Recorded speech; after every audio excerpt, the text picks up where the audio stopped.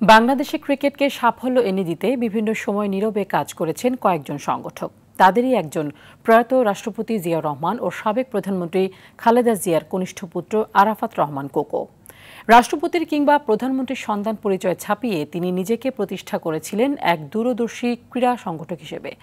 বাংলাদেশের test status প্রাপ্তির সুবর্ণ জয়ন্তী উপলক্ষে প্রয়াত এই সংগঠনের কিছু অবদানের কথা তুলে ধরছেন আতিকুল ইসলাম শাকিল।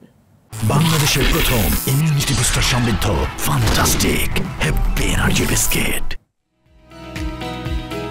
ক্রিকেটাররা মাঠের পারফরমেন্স দিয়ে দেশের পতাকা তুলে ধরছেন বিশ্ব দরবারে, আর মাঠের বাইরে থেকে সে মঞ্চ তৈরি করছেন সংগঠকরা, যার উপর দাঁড়িয়ে গড়ে উঠেছে আজকের বাংলাদেশ ক্রিকেট। সেই ভিত্তির অন্যতম স্থপতি ছিলেন আরাফাত রহমান কোকো। বিসিবির দায়িত্ব পালনকালে কোকো চালু করেন হাই পারফরমেন্স ইউনিট। প্রতিভাবান তরুণদের আন্তর্জাতিক মানে প্রস্তুত করার সেই উদ্যোগই আজ হয়ে উঠেছে সাফল্যের অন্যতম মূলধারা। কোকো ভাই তখন ক্রিকেট বোর্ডের ডেভেলপমেন্টের চেয়ারম্যান ছিলেন এবং তিনি ক্রিকেটের উন্নয়নে ওই সময় অনেক কাজ করেছেন।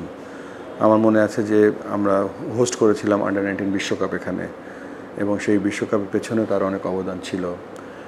তার আমলেই আমাদের হাই পারফরমেন্স যে সিস্টেমটা চালু করেছিলাম সেই কাজগুলো করেছিলাম। সর্বোপরি তিনি ক্রিকেটের জন্য অনেক ইজি অ্যাক্সেস ছিলেন এবং ক্রিকেটের ব্যাপারে তার একটা অন্যরকম ভালোবাসা ছিল। শুধু কাঠামোই নয়, তার পরিকল্পনায় উঠে এসেছে বিশ্বমানের অনেক ক্রিকেটার, যারা পরে হয়ে ওঠে জাতীয় দলের স্তম্ভ। উনি দায়িত্ব নিয়েছিলেন আপনি গেম ডেভেলপমেন্ট কমিটির চেয়ারম্যান হিসাবে, এবং আপনি বাংলাদেশের এই যে ক্রিকেটের যে পাইপলাইনটা, যেটা আপনি বয়সভিত্তিক ক্রিকেটের যে উত্থানটা, যেটা হচ্ছে ব্যাপক আকার ধারণ করেছে, ব্যাপকতা পেয়েছে। আমি যদি বলি একেবারে মাঠ পর্যায় থেকে সেরা ক্রিকেটারদের খুঁজে আনাটা, আজকে আপনি সাকিব, তামিম, মুশফিকুর রহিম, মাহমুদুল্লাহ রিয়াদ, শামসুর রহমান শুভ, আপনি জাস্ট 2000 উনি যতদিন ছিলেন 2004, 2006 যে আমাদের যে অনূর্ধ্ব-19 বিশ্বকাপ হলো, তাদের যে ক্রিকেটার আমরা পেয়েছি ওইখান থেকে, সেই ক্রিকেটারে কিন্তু আপনার পর্যায়ক্রমে বাংলাদেশ দলকে অনেক লম্বা সময় সার্ভিস দিয়েছে। এটা কিন্তু ওনার একটা সুদূর প্রসারী পরিকল্পনার সুফল।